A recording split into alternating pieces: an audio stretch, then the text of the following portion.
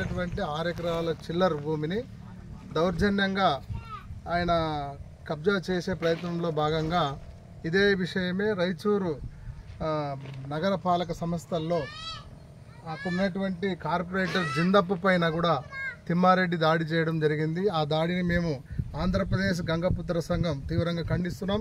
అదేవిధంగా గంగపుత్రులకి రాయచూరులో ఉన్నటువంటి గంగపుత్రుల మీద ఎటువంటి దౌర్జన్యం చేసినా వాళ్ళపైన తీవ్రమైన కఠినమైనటువంటి చర్య తీసుకోవాల్సినటువంటి అవసరం ఉంది. రాయచూరు ఎస్పీ గారు కానీ రాయచూరుకు సంబంధించినటువంటి కలెక్టర్ కానీ ఈ విషయం మీద వెంటనే స్పందించి ఏదైతే ఆ తిమ్మారెడ్డి పైన నగరపాలక చైర్మన్ పైన కూడా దౌర్జన్యం పాల్పడాడని తెలిసింది. వెంటనే అతన్ని ఎఫ్ఐఆర్ కూడా అయ్యిందని, అరెస్టు కాకుండా ఇక్కడ ఉన్నటువంటి కొంతమంది నాయకులు కాపాడుతున్నారని తెలుస్తుంది. వెంటనే అరెస్ట్ చేయాలా, లేని పక్షంలో ఇక్కడ ఉన్నటువంటి రాయచూరు జిల్లాలో ఉన్నటువంటి గంగపుత్ర సంఘానికి సంబంధించినటువంటి గంగపుత్రులంతా ఏకమై